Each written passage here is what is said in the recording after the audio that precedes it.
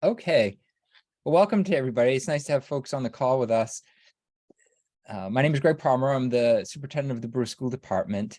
And on behalf of the Brewer School Department and James Stoughton, superintendent of AOS 47, I'd like to welcome folks, whether you're here with us right now or whether you're going to be viewing this at a later time. I'd like to introduce Kate Meyer, Jonathan Werner, and Rob Dominic, MLTI ambassadors. They're all great staff members in school districts here in Maine. And for the last few years, they've been working as ambassadors through the Department of Education and MLTI. So in a kind of a 2.0 version of MLTI as we keep advancing that project over the years. So tonight they're here to present the first, really to kick off a project within the our two school departments. And tonight's presentation they'll get into, but it's our hope that they'll be working in helping to provide some professional development to our staff and teachers, and then also and then our staff will carry forward lessons to our students to make them more adept, make them safe and positive users and as they exist in a digital world that many of us as adults I don't think know enough about. So welcome so much to the three of you. Thank you for being here and for presenting, and it's exciting to get started. So I'll turn it over to you. Thank you, Mr. Palmer. Appreciate that. We are very pleased to be here, very excited for all of this. We welcome you all here this evening and appreciate you taking the time to be part of this process and conversation. Obviously, attending from home can sometimes be difficult, as I'm hoping you won't hear my kids yelling in the background as they're downstairs as we go through this. So we definitely appreciate you being able to make that work with us here tonight, or again, if you're watching this recording later. My name is Rob Dominic, and before my current work as an ambassador for MLTI, I was teaching 7th grade math here at Brewer Community School. My wife also teaches freshman math at Brewer High, and we have 2 boys who attend BCS. So by being both an educator and a parent in the community, this topic does hit home for me, which is why I'm pretty excited to have this initiative happen.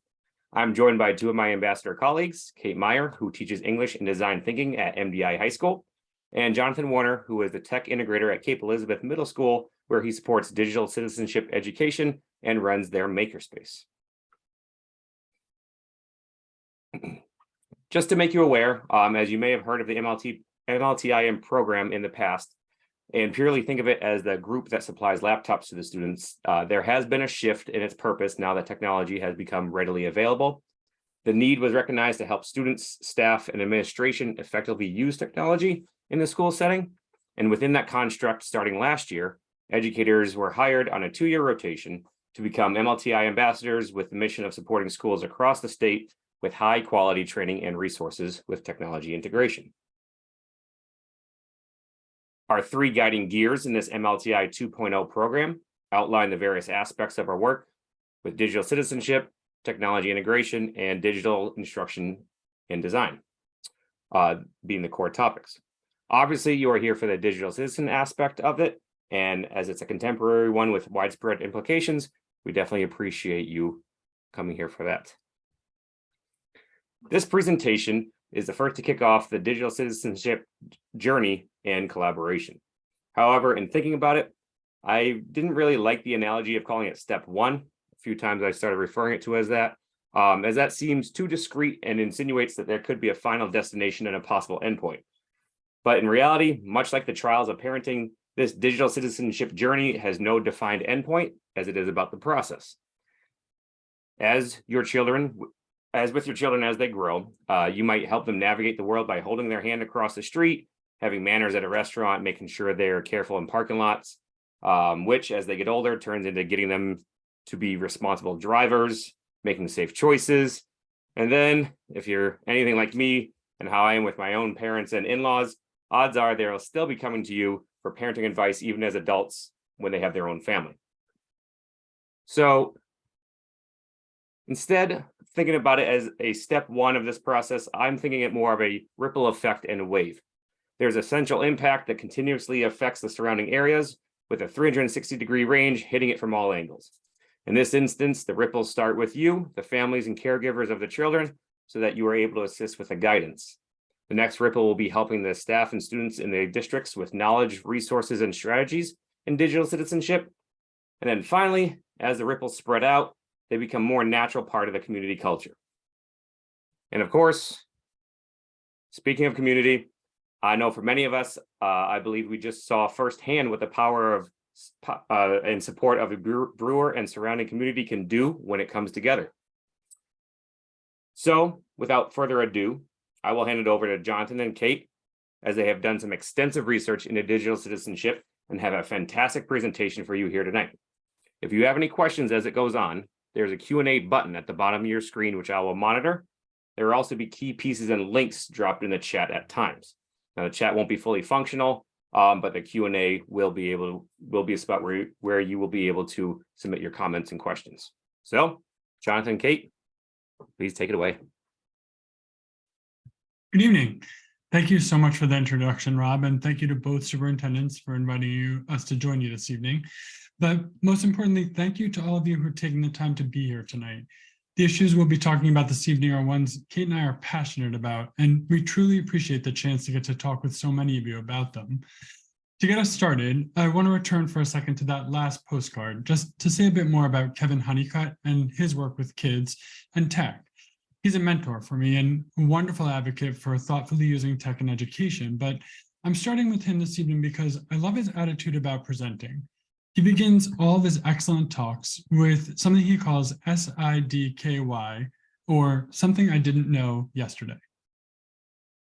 Kevin's interested in doing this reminds audiences that he's an expert, but not the expert on whatever issue it is he's discussing. In his book and podcast, Your Digital Dad, Kevin emphasizes that he's always learning more and is sharing what he learns while also acknowledging those areas where he's not yet comfortable speaking with authority. To that end, Kate and I wanted to begin with a similar reminder for you all. We know quite a bit about this subject, and we've done a lot of work in this area, but we are not the authorities. And especially if something we say triggers your spidey sense, absolutely follow your gut. We may know digital citizenship, but you are the experts on your kids. Likewise, while we hope our talk is thought-provoking, we want to expressly state before we even begin that we cannot provide definitive answers. And though we certainly wish we could, we have no magic wands to wave that will make this complicated issue disappear. So, what did I learn yesterday? I already knew that Frances Haugen, the Facebook whistleblower, riveted Congress and the public with her honest descriptions of the alarming decisions that impact our kids, which are made regularly within Facebook's corporate structure. I also knew that, since testifying, Haugen has been instrumental in launching Issue 1's newest project, the Council for Responsible Social Media. What I did not know was that the council is comprised of an incredibly diverse group of people that Haugen has recruited to join her. Most notable to me was the broad spectrum of political and personal backgrounds among the members.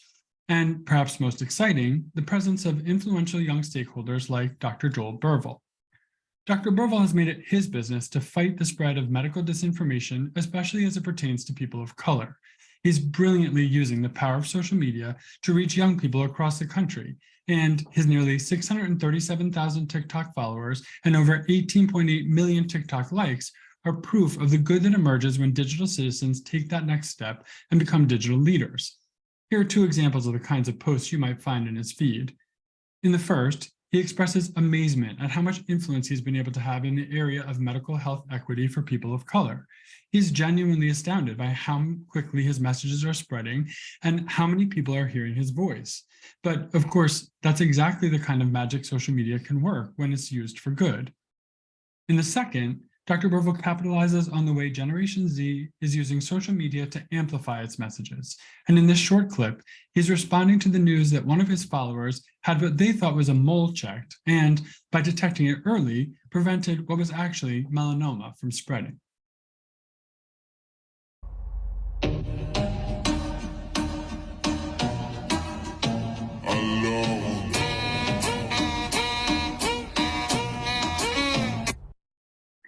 Burville's celebration perfectly captures the joy of this discovery in a way his audiences can relate to. Both he and his viewers now know that his work is not only making a substantive difference in his followers' lives, it is quite literally saving them. Dr. Burville's use of tech to pursue his mission is precisely the kind of digital leadership we'll be talking further about this evening. And the attention Burville's work has garnered is a great reminder of just how much our kids and Generation Z as a whole stand to gain if we can help them better understand both their responsibilities and their power when they too use tech to make a difference.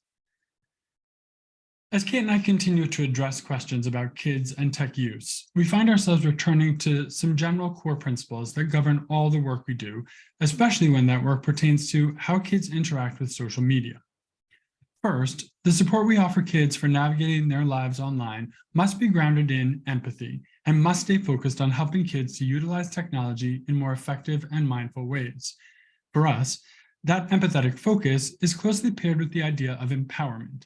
That is, not trying to control our kids, which is impossible, but instead working to give them a sense of authentic agency. Within these two larger themes, we hope to eliminate the temptation of othering our kids, of thinking of them as different from us, when we know that our work is, in fact, a shared mission about a shared experience. In that same vein, the work of digital leadership and digital citizenship cannot be exclusively teacher-led. As we'll discuss, we need the support of every adult our kids interact with, of all the players whose decisions impact kids' lives, to make this a shared responsibility if we're going to be effective change makers.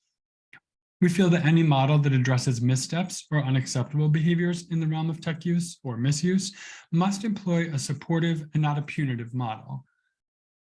As Rob mentioned in his introduction, we firmly believe that real change also requires community support in every sense of that word, and that we cannot rely on a school-only model which ends when the bell rings. And finally, we think it's critical to reframe our thinking about our role as adults in our kids' lives, moving away from the misnomer of experts and towards the concept of co-learners who explore alongside our kids. So how do we see those core beliefs translating into our work for this evening? We'll start by re-examining our perception of how Generation Z experiences technology.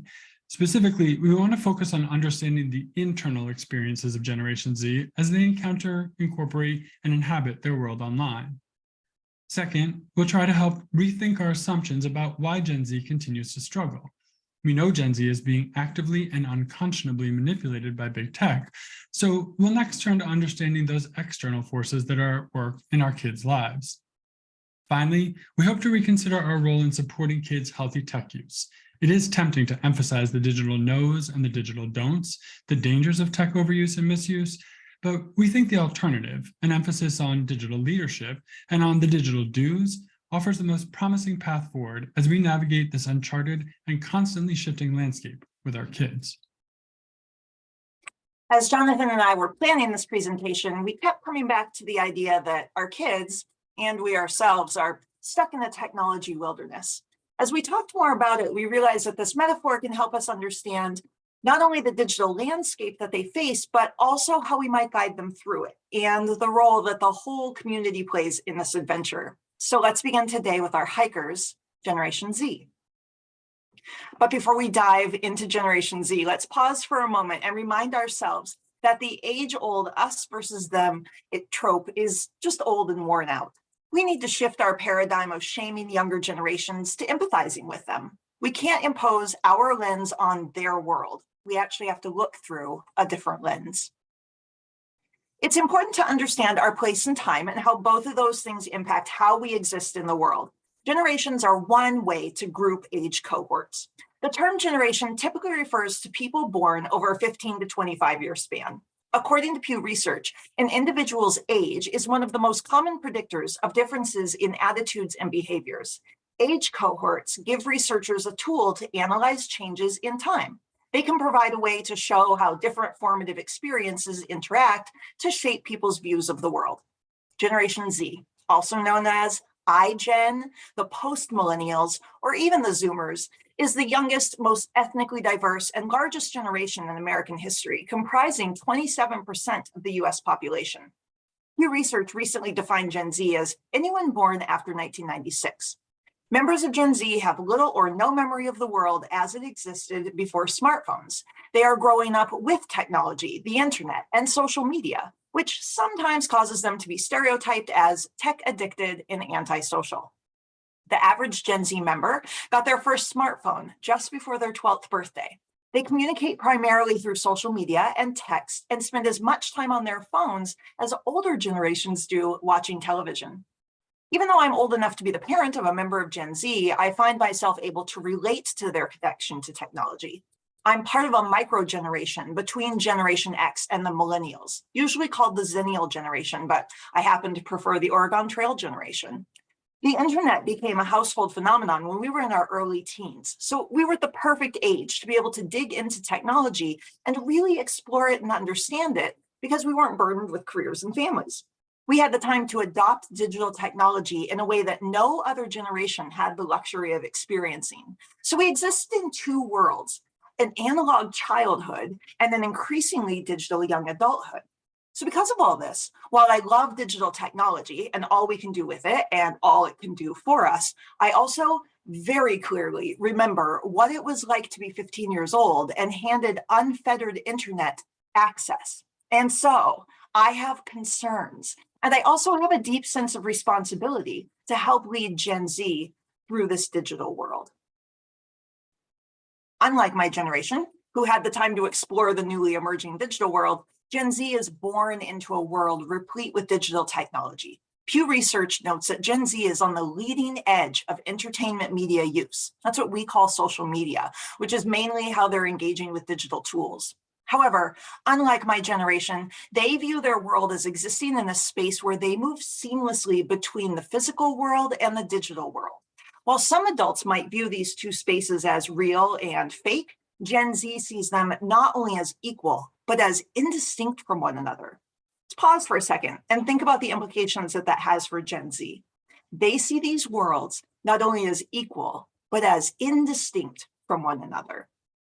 And they're not just on TikTok doing silly dances. The New York Times recently reported that Gen Z users have begun replacing Google searches with TikTok as their primary search engine, which is a serious issue, as at least 1 in 5 search results on TikTok results in sources that contain misinformation.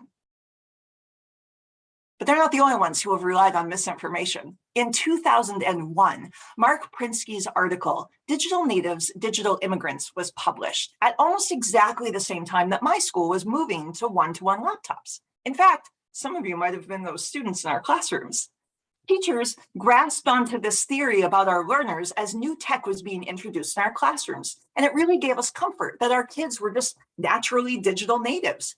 We were presented with the idea of rather than being simply a new generation of learners, they were considered a whole new mysterious species who were natural users of technology and felt comfortable with it. So they were natives. And the older generations were immigrants who simply did not know how to speak the language of digital technology. Also, that they just knew how to use the technology so they could just pick it up and go. And that they had brains that were wired differently with an inclination toward just innately understanding how technology works. Now, 20 years later, new data has emerged that challenges our assumptions about digital natives. Further study shows that differences in how people engage with digital technology is more of a predictor of people being digital natives than simply the generation to which they belong. Digital natives are not a product of generational cohorts, and by saying that they are, we are creating a false divide. Adults and young people can speak the same language of technology and develop the same skills. So we should not lean on this misleading definition of the digital native.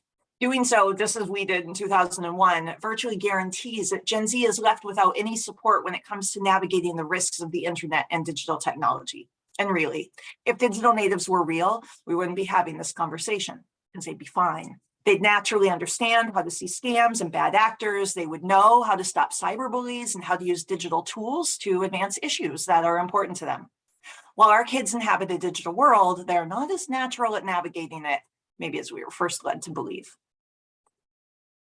And we need not look too far to discover the negative impacts of Gen Z's social media use. The Center for Generational Kinetics conducted a study that gives us these statistics.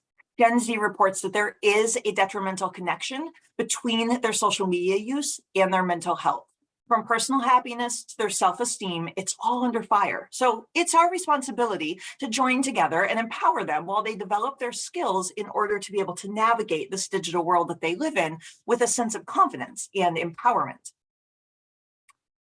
As Jonathan and I continued to talk about this, we increasingly came to see the digital world that Gen Z inhabits as a digital wilderness.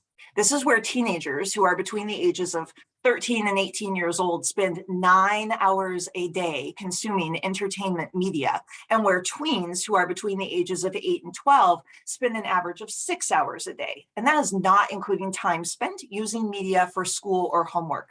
This is up 17% since the start of the pandemic. That's more time online in the digital wilderness than spent with parents, teachers, and other adults with access to the world's information. Our kids are going to have to navigate this wilderness in real time as it expands around them, which means they will be left to their own devices at some point to make decisions around their technology use. We cannot justify leaving them in this digital wilderness where their devices are controlling them, leading to both a lack of agency and to disempowerment. Abandonment in the digital wilderness is not an acceptable approach. The worst thing to do is nothing. Yet there is a way out, and it is our job to help them navigate this wilderness safely. Jonathan would be the first to say that no amount of analysis of the data or even boundless empathy for teens' experiences can replace hearing directly from Gen Z about what it is like for them to be left to fend for themselves. So as you watch this short video and hear about the wilderness directly from the hikers, we'd like you to think about how these stories resonate with you in terms of their ability to capture the experiences of your own children, yourself, and your peers. You may notice that She Knows, the organization that created this video, has worked for several years with these participants. And so we'll get to see flashbacks and present day interviews as they've grown up in this digital wilderness. Do you feel addicted to technology? Yeah. Yes. I could stop if I wanted to, but I don't want to.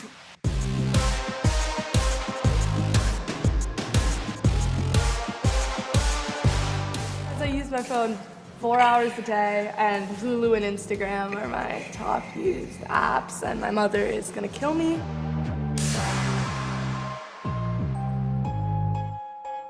This week was 5 hours. I use my phone for 6 hours a day. On an average per day on like a weekend, I'd spend 2 hours on my iPad and 3 hours on VR. I play video games, I watch YouTube. Weekly total is 45 hours and 26 minutes. 44 hours and 3 minutes. 52 hours and 20 minutes. And my most used apps are TikTok and YouTube. How long on TikTok? 16 hours and 20 minutes, and on YouTube 6 hours and 30 minutes. It's so addictive. I would say I'm very addicted to VR. I mean, it's a very addicting thing. I talk about it like 24/7.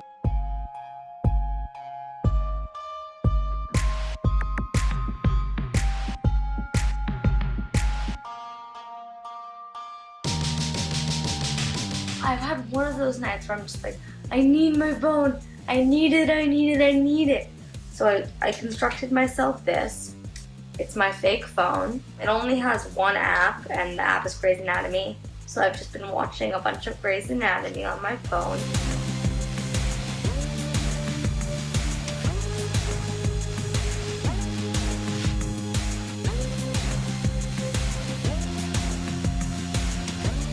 I needed my phone to make me feel better just for a minute.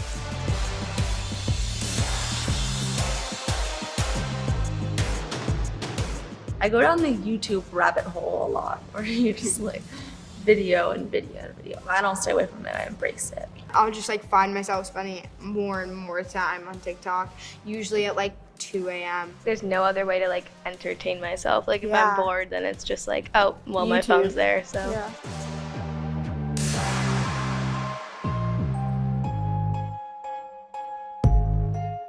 I just wouldn't be able to talk to anyone if I didn't have Snapchat. I'd feel completely isolated. What people put on their Instagrams isn't like their everyday life. It's like the highlights of their lives. It's the sort of best parts. And when we try to make their highlights our whole lives, it gets kind of like obsessive. I feel like the amount of likes you get kind of ends up validating whether or not it's a good photo or I looked pretty in the photo. Other people liking it is like, okay, they like me. I'm okay, I'm good. I value likes in the same way I like getting compliments. Nobody doesn't want a compliment.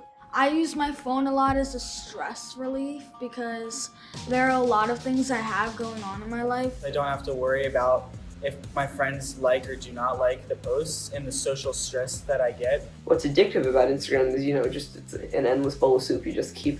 You keep going, you keep scrolling. I feel like I wouldn't have any friends if I didn't have my phone. If nobody else had a phone either, I don't think it would be much of an issue for me. But it's the idea of like me being the only one without social media or me being the only one without a phone and feeling like I'm the weird one. I'd say that the only real problem is Netflix. But after a week, I've gotten used to not being able to watch it. But I am exercising my restraint, and I guess that's good for me. I also put a cap on my social media. I thought would be fun, shake things up, so I can only be on Instagram for 1 hour a day. Do this to myself. Yeah, having social media definitely made me feel bad. I feel like living in a non-digital world is like a lot better than like scouting like your life for like pictures.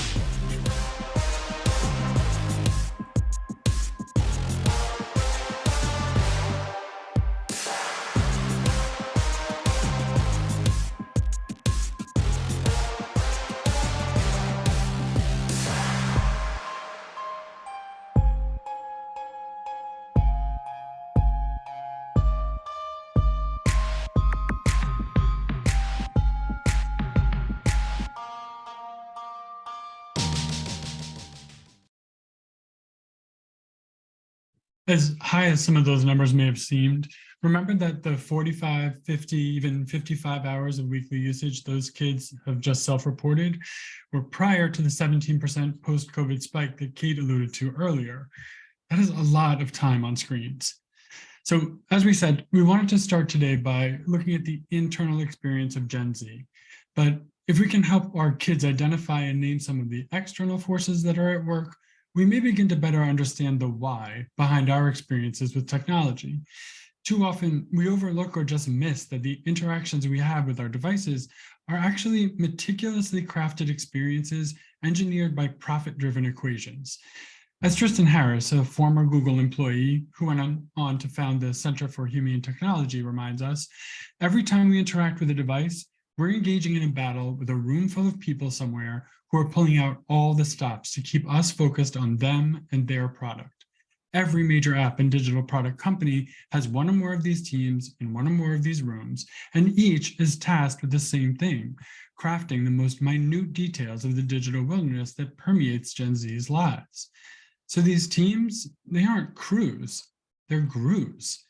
Grooves and perhaps minions who are working in their digital sub-basements to develop a landscape that is anything but organically evolved. This is a wilderness of their design, a carefully crafted world in which every rock, tree, and leaf is strategically placed in front of the consumer by big business. A wilderness in which every second of attention paid to our devices translates into dollars paid to the company. At the granular level of a single individual on a single specific day at a particular hour, algorithms and code are conspiring to place the perfect traps in front of each user.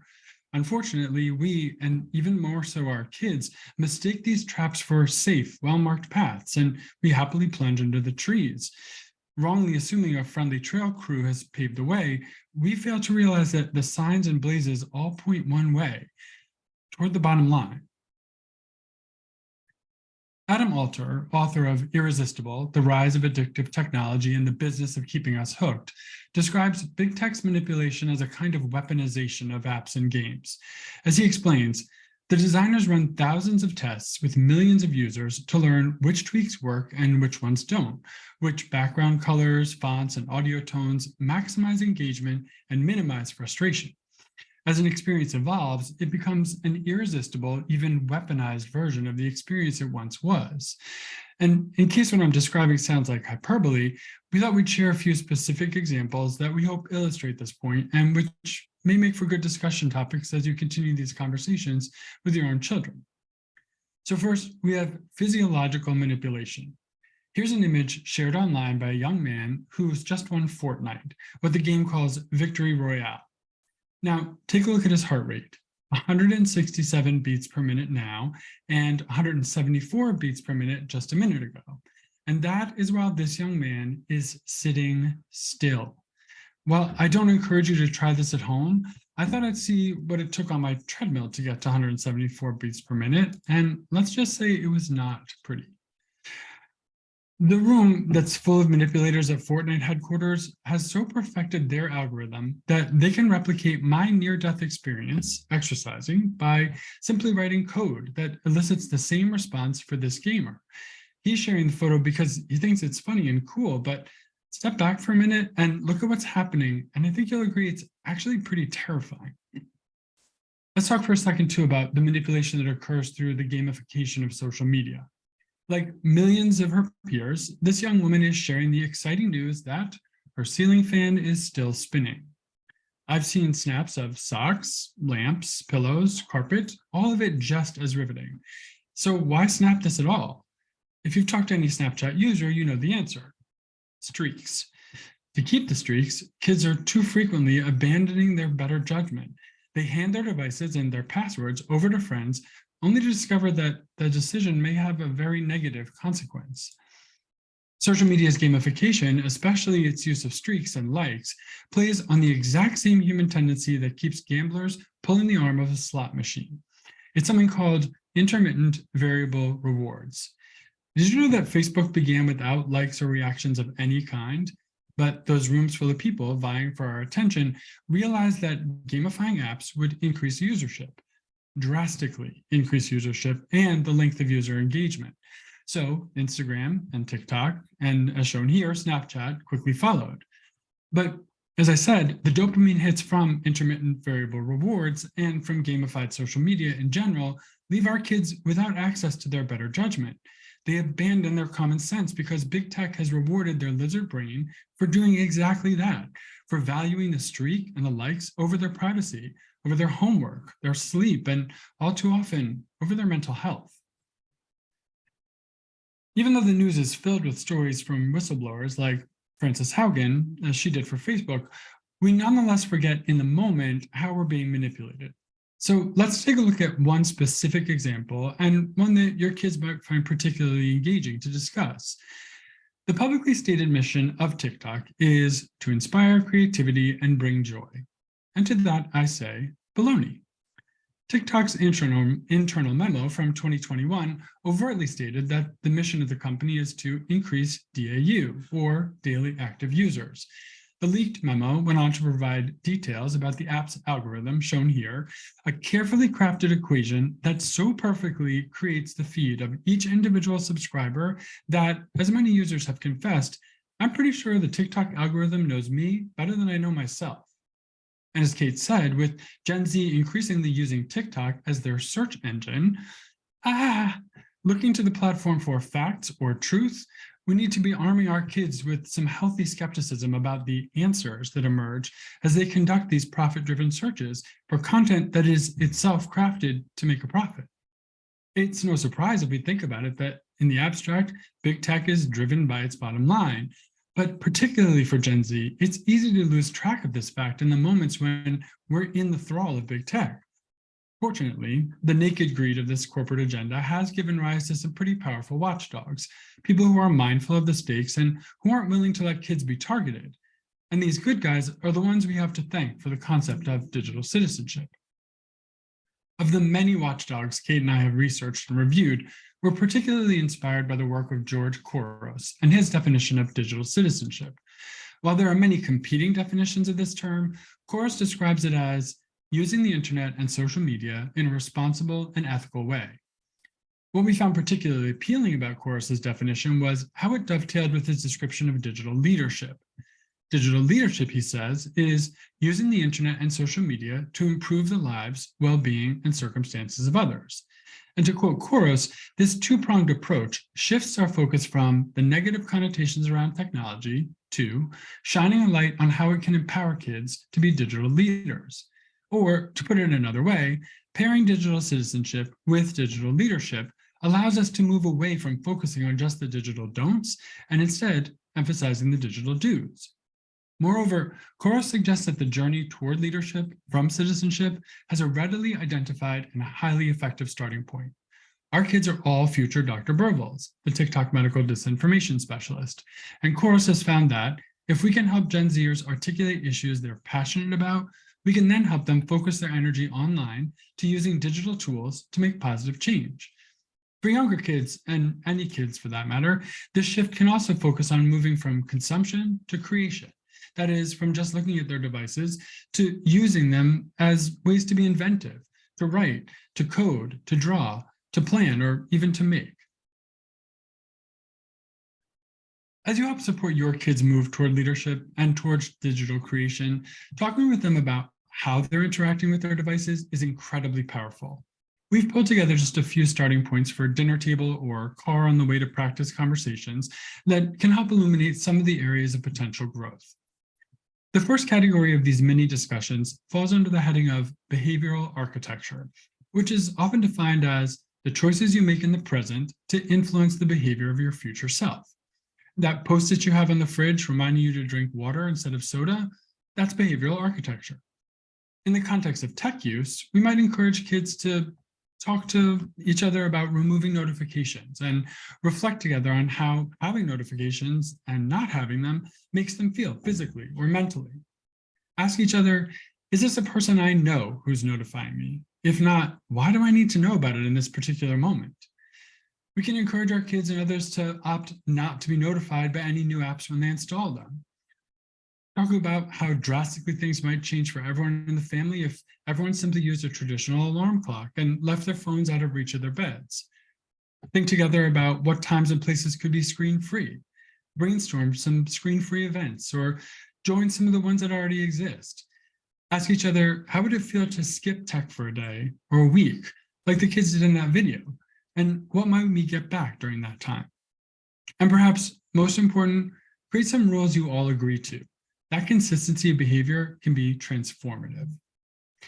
The second category involves interrogating what are thought of as the features built into our phones and devices. So you might talk about how the typing awareness indicator makes you feel and about why it was invented. Hint, it is to keep you looking longer at your phone. Look at which apps keep or get rid of your clock and talk about why that is. On the left-hand side here, you see the New York Times gaming app, where the clock is visible in the upper left-hand corner. And on the right, what seems to be very similar, Sudoku, but notice the clock is gone. Talk about why that is. Again, hint, it's to keep you playing longer and to submerge you in the app so much so that you don't know what time it is. Look at your screen time or similar app use statistics like the kids did in the video, but talk about the origin of screen time and other ways to track your use of apps. It's not out of the kindness of tech industry's heart that it was created. A huge group of investors took out a full-page open letter ad to Apple and demanded a way to help manage screen time use for kids. Finally, help your kids develop the habit of making a humane versus addictive analysis when it comes to apps and tech features. Is that coded to improve my quality of life or to improve the company's bottom line? The third area of focus is on mindfulness activities and practices. Erica Marcus, who wrote this book, teaches with me at Cape Elizabeth Middle School, and I am shamelessly promoting her book, but because I love it. She knows kids, she talks directly to them, and this book is fantastically well written. But Google tech use and mindfulness, and you'll get some great ideas as well.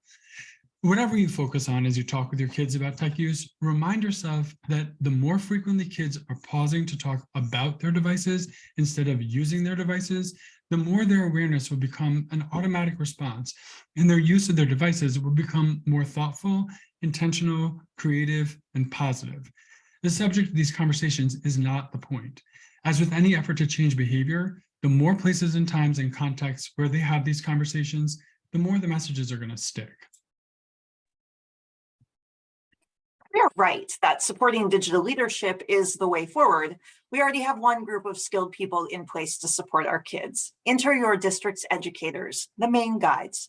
These guides are your district's educational experts. They are on the front line of the digital wilderness, leading your hikers through their adventures. They spend hours upon hours honing their craft and keeping up with current research and trends, including best practices when it comes to how to navigate this digital wilderness.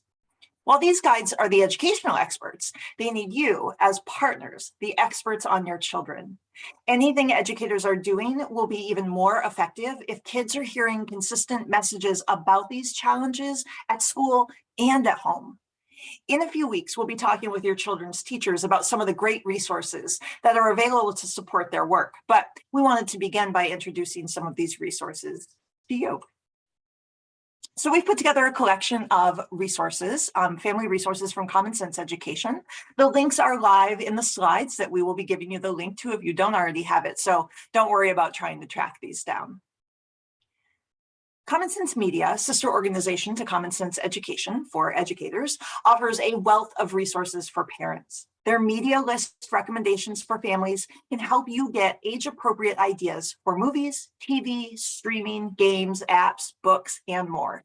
You can filter the recommendations by age to help you find the best media for your children. They also have a video library of parenting tips. On this page, you will find a library of videos that will help you navigate topics like how to handle cyberbullying, what to do with gaming and news media, online safety, parental controls, and more. And if you prefer articles, they have a curated collection on the same topics. You can read articles on screen time, school technology use, social media, and get up-to-date recommendations for how to navigate it all. And finally, one of our favorite resources for parents, the Family Tech Planners. The Family Tech Planners provide age-appropriate planners to support you and your family while having meaningful conversations about tech use. These planners will help you guide your conversations and provide space for you and your family to make plans in writing that you all agree to. As I mentioned, dinner table conversations, and Common Sense Education gives parents really impressive resources to help you initiate and structure these discussions with your children.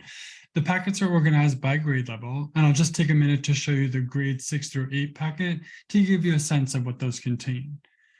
In the self-management conversation starter, one of 5 starters for this grade span, Common Sense Education focuses on every family member's digital habits. Research has repeatedly demonstrated that nothing is a more powerful influence on kids' tech use than what is modeled by their families. So what if everyone's phone got charged in the kitchen? Or what would it look like if no one got to use devices at meals? The Common Sense Education conversation starters are framed to help families spark discussions of precisely these kinds of issues. Before we wrap up, let's take one more look at these core beliefs. Ask yourself, is my approach to tech use, both for myself and my kids, guided by being supportive, acting as co-learners, demonstrating empathy, acting as a community, removing any sense of us versus them, and sharing responsibility for this work? And if not, how might I change my approach? Finally, before we go, Jonathan and I have found that the most helpful thing we can do to end these sessions is to help you begin your own conversations with other parents and your children about these topics right now in real time. So we've created the set of digital postcards to send to your friends and your own kids, which provide prompt questions to jumpstart your discussions. As we go through them together, we'd love for you to screenshot or take pictures of the ones that strike you and then text or email them to people you know. You're also welcome to post them on social media. Our hope is that you'll use them as a way to open up dialogue and remind yourself of some of the key points that we've discussed. In our experience, this final activity becomes a way to make sure that these conversations don't end tonight, but actually begin. We'll pause for a moment while you pull out your phones or snap pictures off your screen, or feel free to use this QR code or the link that Rob has put in the chat to pull up today's slides and screenshot them, or screenshot them instead if you would like.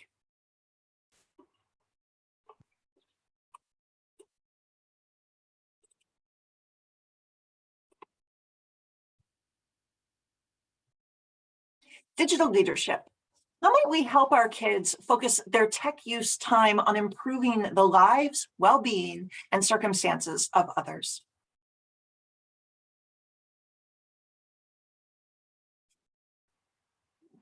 Digital creation. How might we help our kids focus their tech use time on creating and not consuming media?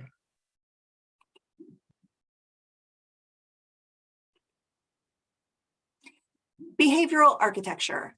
How might we create digital and analog reminders to redirect our behavior?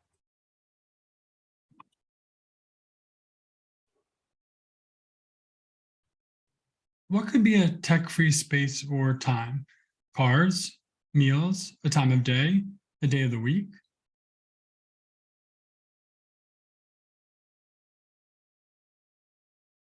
Support. Who could we reach out to for support as we begin focusing on digital leadership?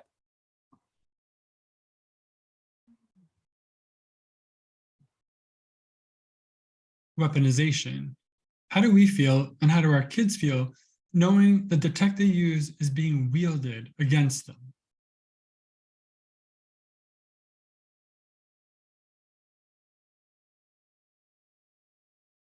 Tech and mental health. How might we help our kids learn about tech's impact on their mental health?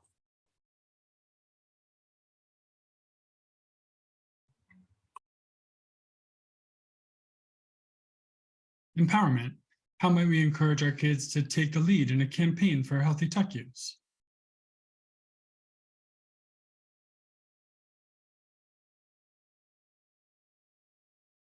One ring to rule them all. How might things change if we all followed one set of rules about technology?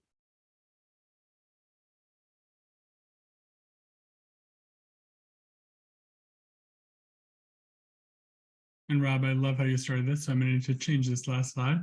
How about if we say first drop? What's the first thing we could or should do to get these conversations started with our kids?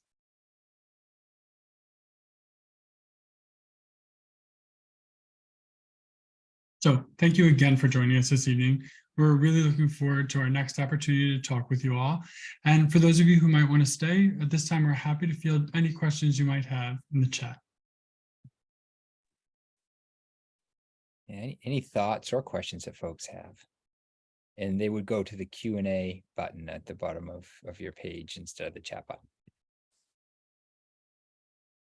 And while people may be formulating that, I'll also give a reminder too that this has been recorded, so you'll be able to access this later via the Brewer channel or the MLTI YouTube channel, which I highly recommend because honestly, this is, I don't know, numerous times I've seen this presentation with Jonathan and Kate, and I pick up something new every single time. So it's worth the rewatch if nothing else, honestly. It's pretty remarkable. I have a question for you all. Do you think that our students want help in navigating all this, or do you think they want adults to mind their own business? Okay, so this was such a fascinating experience for me because I had the same reservation. I was like, who am I? Why am I doing this? And with my own kids, I'd had all these conversations. So I have a 16-year-old, a 19-year-old, and a 21-year-old. And the sense I had was, wow, I really need to kind of back off. And then I had the very awkward but great opportunity to speak about this topic at their school. And I thought, oh my gosh, I'm so sorry, guys. And I had afterwards all of these kids come up and say something to the effect of, I had no idea that this is what was happening. And especially Kate and I talk about how there is no force of nature greater than the righteous indignation of teenagers. And if you can trigger it, you are in.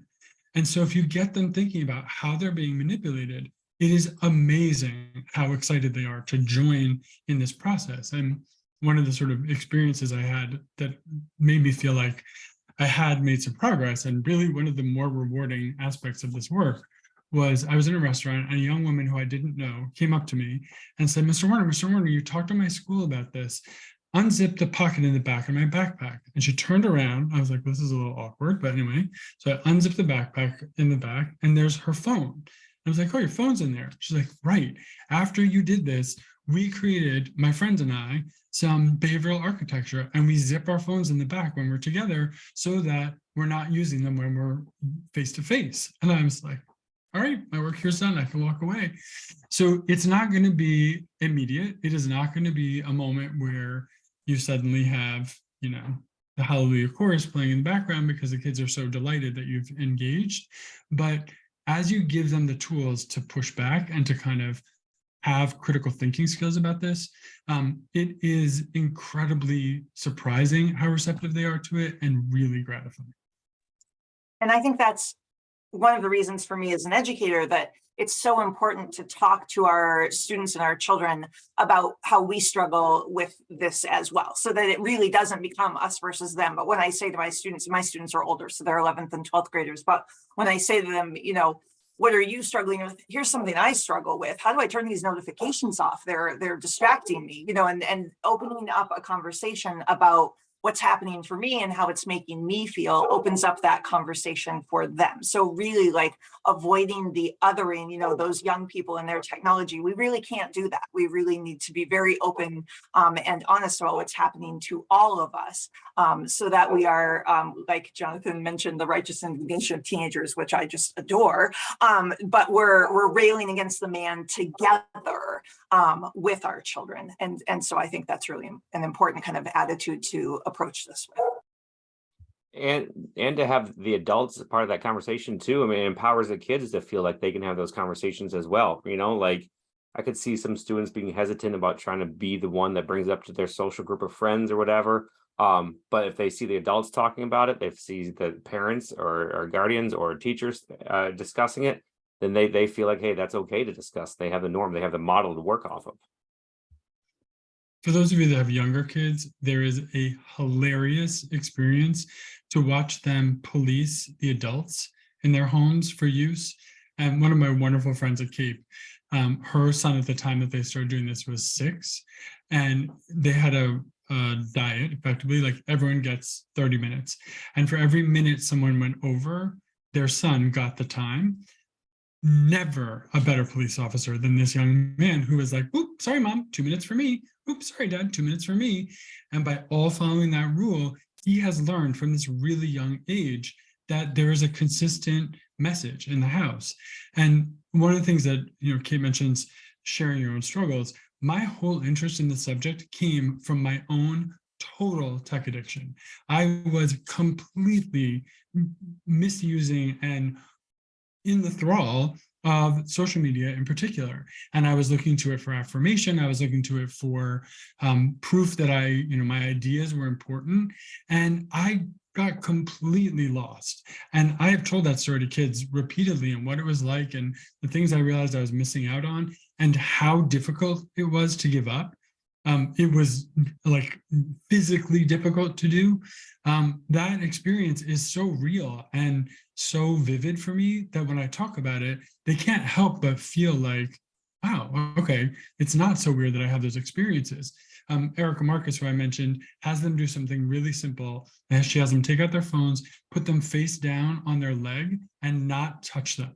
And they can all physically feel the pull of their hand to want to flip it over.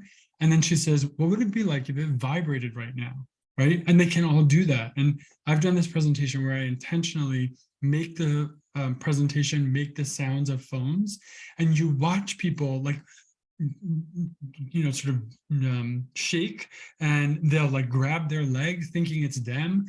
And I say to them, that physiological reaction you're having is engineered. It is not an accident. And as you get them really realizing how powerful, Erica's whole book is about this process of what she calls slowing your roll, just thinking about what your experience is personally. As you start to name that with your kids and realize what it's like when you hear the sound of a notification, what it's like to feel the anxiety as you wait for the typing indicator to finish, those conversations are exactly what I said. They get you just pausing and being mindful of how you're reacting, not just physically, but mentally and all the places it's touching in your life, whether it's your sleep, your mental health, as we've talked about. It is so insidious and we just take it for granted. We just kind of like let it be. And I really get upset when I realize that some of the things I'm sharing are new to people, that they don't realize what degree this is happening. So I have a very, as it made me clear, evangelical sensibility, like it's my responsibility to get these conversations started. Maybe as a final question, I'd like to hear, I wonder if you all could speak to the task at hand. It seems like a unique task compared to any other in education, because we're saying, I'm hearing you all say, and the evidence being revealed these days, that this is a highly addictive tool with highly addictive applications that are being used purposefully in highly addictive ways. However, there are all these powerfully positive outcomes if the tool can be tamed and used appropriately. How hard is it going to be to bridge that gap between those two statements, do you think? And what do you think that what are examples of ways to bridge? And is it asking these questions and having these conversations, but how do we go from, usually when we say something's highly addictive, we say hands off, avoid it, stay away. But we're saying this is one of the most powerful learning tools, and we're giving out laptops all over the state of Maine, have been doing so for decades. I think we should. So how do we bridge that? I think that people, kids, my students, they all want to do good in the world, and they all want to create, and they all want to make. We all want to put our ideas and our views out there all the time. And so really leveraging the power of that kind of innate sense of, we all want to put our ideas out there. We want to create things and we want to make the world a better place. Really leveraging that against this idea that technology, that big tech is also doing some things to grab our attention and to make us maybe look this way when really we need to be looking this way toward creating and toward making our world a better place, is a really great place to be with students. But it does take these very open and honest conversations, because like you said, we are passing out devices to our students that have this kind of negative angle, if you choose to kind of go down that path. So I think by being really open and honest, and by continuing to have these conversations with them about what's happening to them and to us as we use our own technology is really important. But then remembering that that natural child curiosity is still there. And so pointing them in directions of apps and platforms and software that can help them be content creators as opposed to just consumers of content is really, really important. And I think once they see that there's power in that, they can choose to go down that path, with our guidance, like anything where they have choices. I mean, it takes adult guidance as well to maybe get them on the right path. But I just think that being open and honest in conversation from a very early age all the way through is really important. Something we'll talk about with the staff in a few weeks is Kate and I are increasingly feeling like there's a literacy that we're ignoring. We are calling it digital ownership, where we feel like we can combine the citizenship aspects around appropriate use and around sort of following the rules with the digital leadership piece about being a content creator, being someone who is engaging with the world positively using tech.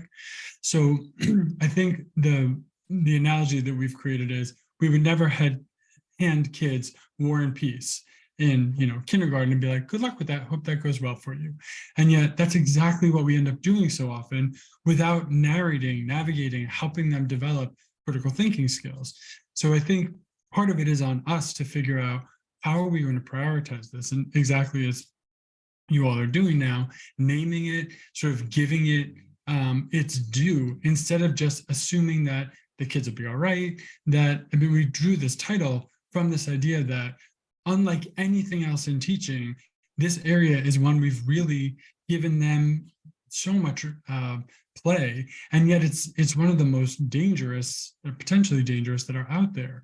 One of the analogies that has been made about this whole process is to the tobacco industry and the way that engineered addiction so carefully, and that it took massive awareness campaigns and lots of sort of different bites at the apple to get that tamed.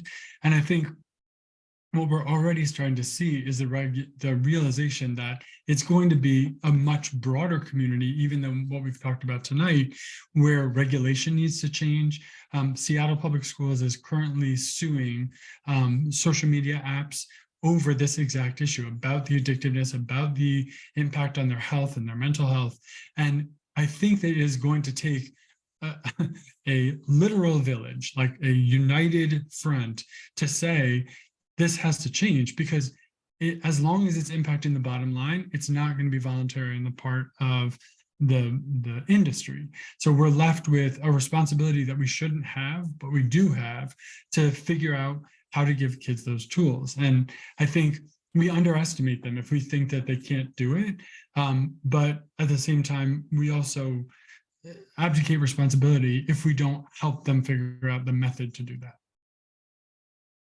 I know, folks, you're typing some answers to some great questions. Rob's answering Amanda's question about practical ways to track usage, and then other folks are asking about someone who teaches common sense media isn't aware of any lessons that kind of dig into some of these issues, and that's this work, right? I mean, that's what we'll be going forward with is to obviously talk to your kids.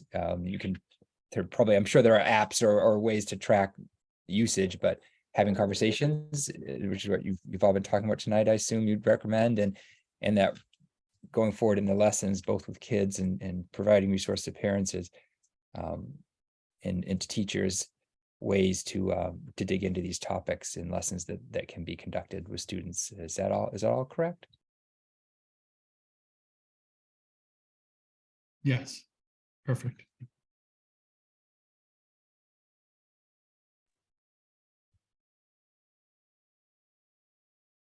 All right, well, I don't see any other questions, but folks have been fabulous. The audience has hung in there and clearly are captivated by this. You've all done a great job. I would, will emphasize to the community that this is as you said at the beginning, this is the beginning of this discussion that we'll be having going forward with staff and students and continued with the community as well. So thank you so much. Is there anything you want to add at the end here? So we really appreciate the opportunity and look forward to talking further with the community and with faculty and staff about this, because it's not going away, and it's going to take that kind of concerted intentionality on our part to make a change. And I would just probably like to convey the idea that as an educator and a citizen here in Brewer, I'm pretty happy and proud that we are taking this initiative to take this on, because it is a huge, not only just issue, but just contemporary piece that we should be talking about in a way to talk with our kids and guide them. It's kind of one of the biggest things that we should be guiding them with at this point, both as a parent, again, as an educator. So hopefully everyone else is feeling that pride as well, that we're able to do this work. Absolutely. Thank you so much. And Rob has shared out a couple of times a feedback form. So if folks haven't seen that, it's in the chat. You can copy that feedback form and fill it out. That would be really helpful. And we'll send it out to folks as well. Karen said, thanks for caring for our kids. Thank you all. Kate and Jonathan, Kate Meyer, Jonathan Warner, and Rob Dominic. Well done. Thanks so much to everybody.